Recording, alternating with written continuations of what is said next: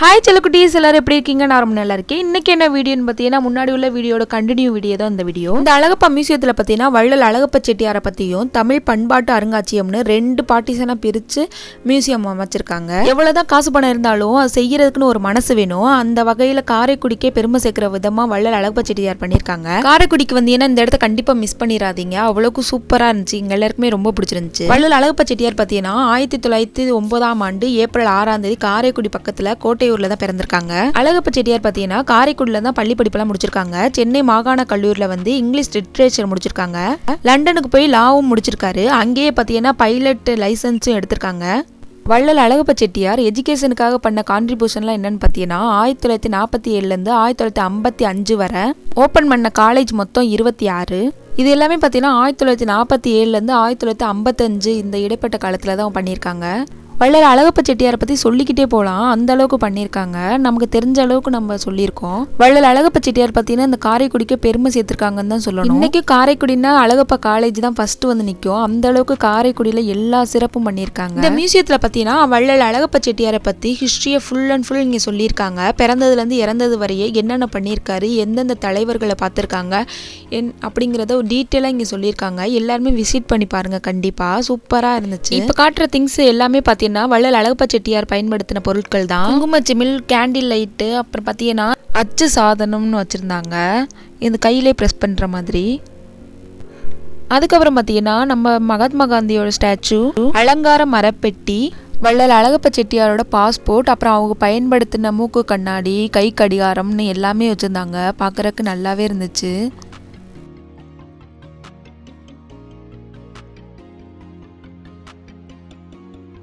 வள்ளல் அழகப்ப செட்டியார் பார்த்தீங்கன்னா தன்னோட உடல்நிலை சரியில்லாத காரணத்தினால 47 வயசுல இறந்து போயிருக்காங்க. அதாவது தன் பிறந்த நாளைக்கு ஒரு நாளைக்கு முன்னாடி இறந்து போயிருக்காங்க.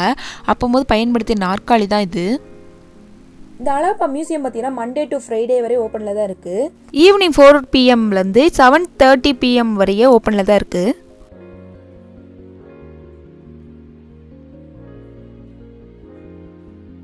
வள்ளல் அழகப்ப செட்டியாரோட டாட்டர் நேம் பார்த்தீங்கன்னா உமையாள் ராமநாதன். அவங்களோட மேரேஜுக்காக சீர்வரிசையோட ஒரு பகுதி தான் இது.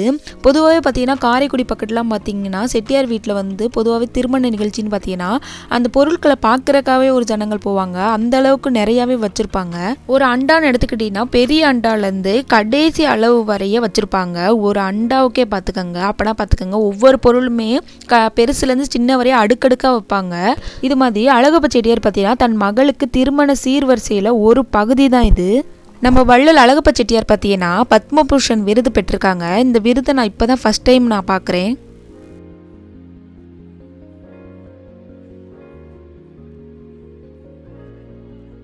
அதுக்கப்புறம் பார்த்தீங்கன்னா மேஜை கடிகாரம், தன் மகளோட வெட்டிங் இன்விடேஷன், அப்புறமேட்டுக்கு மேரேஜ் இன்விடேஷன் எல்லாமே வச்சுருந்தாங்க. இங்கே அழகப்ப செட்டியார் தன் கைப்பட எழுதின லெட்டர் இது.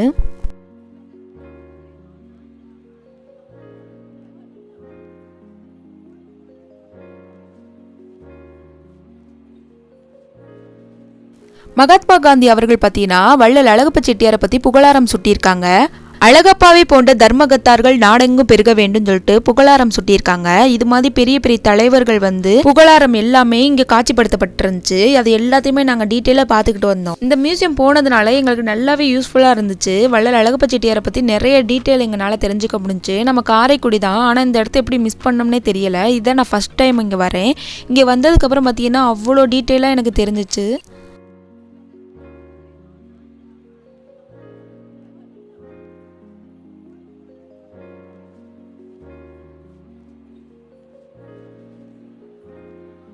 அதுக்கப்புறம் பார்த்தீங்கன்னா தமிழ் பண்பாட்டு அருங்காட்சியகத்துக்குள்ளே போயிட்டோம். அதாவது ஒரு மியூசியத்துக்குள்ளே 2 பார்ட்டிஷனாக பிரித்து தான் வச்சுருக்காங்க, முன்னாடி சொன்ன மாதிரி. இது பார்த்தீங்கன்னா 5 நிலப்பிறப்பில் வாழும் மக்களோட வாழ்க்கை முறையோட ஒரு தொகுப்பை பற்றி சொல்லியிருக்காங்க.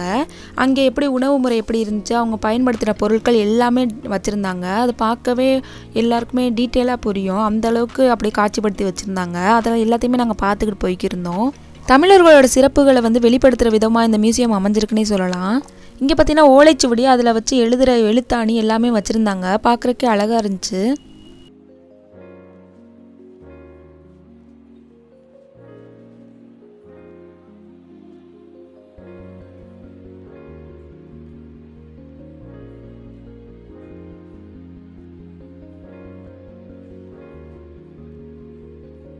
இங்கே பார்த்தீங்கன்னா கிராமஃபோன் வச்சுருந்தாங்க, பார்க்குறக்கே அழகாக இருந்துச்சு. இது எல்லாருக்கும் நல்லாவே தெரியும்னு நினைக்கிறேன். இதுதான் இளவட்டக்கல்லுன்னு சொல்லுவாங்க. அந்த காலகட்டத்தில் பார்த்தீங்கன்னா இந்த இளவட்டக்கல்லை வந்து ஷோல்டர் வரையே தூக்கிட்டு கீழே போடுறவங்களுக்கு பார்த்தீங்கன்னா பொண்ணு கட்டி கொடுப்பாங்க. இப்போலாம் பார்த்தீங்கன்னா ப்ரைஸ் கொடுக்குறாங்க. அதுக்கப்புறம் பார்த்தீங்கன்னா சேர சோழ பாண்டியர்னு சொல்லிட்டு ஃபுல்லாக அந்த பிக்சர் வச்சுருந்தாங்க. பார்க்குறக்கே அவ்வளோ அழகாக இருந்துச்சு. அந்த பிக்சர் பக்கத்தில் 2 ஃபோட்டோ வீடியோ நாங்கள் எடுத்துக்கிட்டு ஃபன் பண்ணிக்கிருந்தோம். அதுக்கப்புறம் பார்த்தீங்கன்னா உட்டன் திங்ஸ்லாம் ஒரு ரூம்லையும், அதுக்கப்புறமேட்டு பித்தளை பாத்திரங்கள்லாம் ஒரு ரூம்லையும் சொல்லிட்டு செப்பரேட்டாக வச்சுருந்தாங்க. பார்க்குறக்கே அவ்வளோ அழகாக இருந்துச்சு.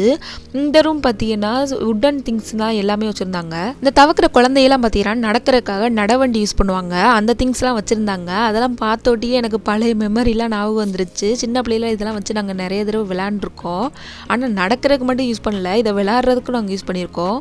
இது என்னன்னு பார்த்தீங்கன்னா மரப்பாச்சி பொம்மை. அதாவது அந்த காலத்துலலாம் அம்மாக்கள்லாம் பார்த்தீங்கன்னா இந்த மரப்பாச்சி பொம்மையை வச்சுலாம் விளையாண்டுருக்காங்களாம், சொல்லியிருக்காங்க, எனக்கு ஞாபகம் இருக்குது. இந்த பொம்மை பார்த்தீங்கன்னா கண்டிப்பாக உங்களுக்கு தெரிஞ்சிருக்கும். இது வந்து பார்த்தீங்கன்னா இந்த காஞ்சனா மூவியில் வரும்ல, அதெல்லாம் சொல்லி டைலாக் சொல்லி விளையாண்டுக்கு இருந்தோம்.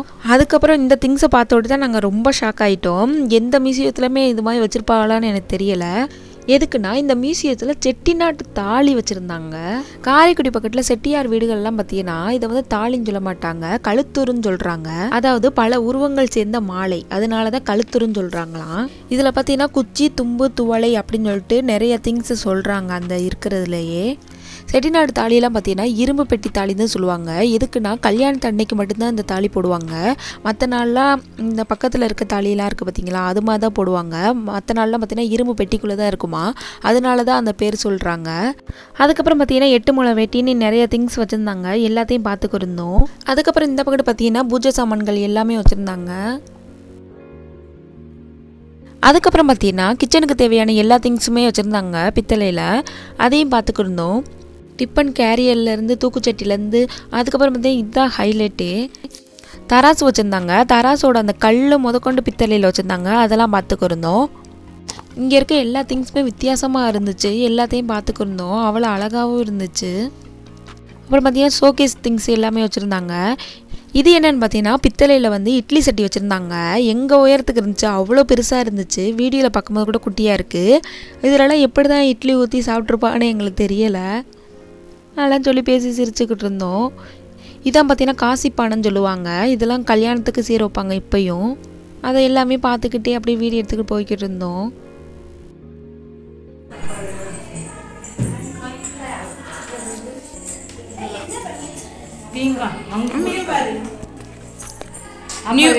நல்லா இருக்கா, இதை கொடுங்கடா எனக்கு, நானா வீட்டுக்கு கொடுத்துட்டு அவங்க.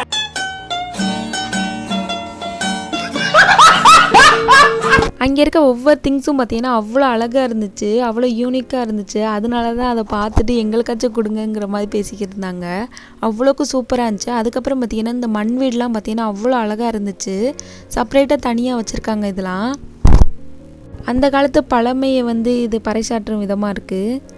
பிறந்த குழந்தையெல்லாம் தூங்க வைக்கிற அந்த தொட்டி பார்த்திங்கன்னா அவ்வளோ அழகாக இருந்துச்சு. அதெல்லாம் ஆட்டி விட்டு விளாண்டுக்கு இருந்தோம்.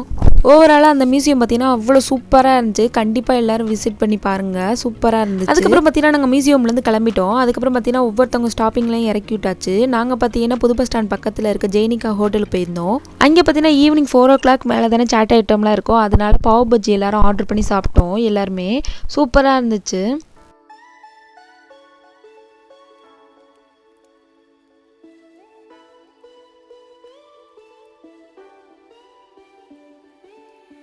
சாட் ஐட்டம் சாப்பிட்டதுக்கப்புறம் பார்த்தீங்கன்னா காஃபி சாப்பிட்டோம். மற்றவங்களாம் பார்த்தீங்கன்னா ஐஸ்கிரீம் சாப்பிட்டாங்க. நாங்கள் காஃபி போதுன்னு சொல்லிட்டு காஃபி சாப்பிட்டுக்கு இருந்தோம்.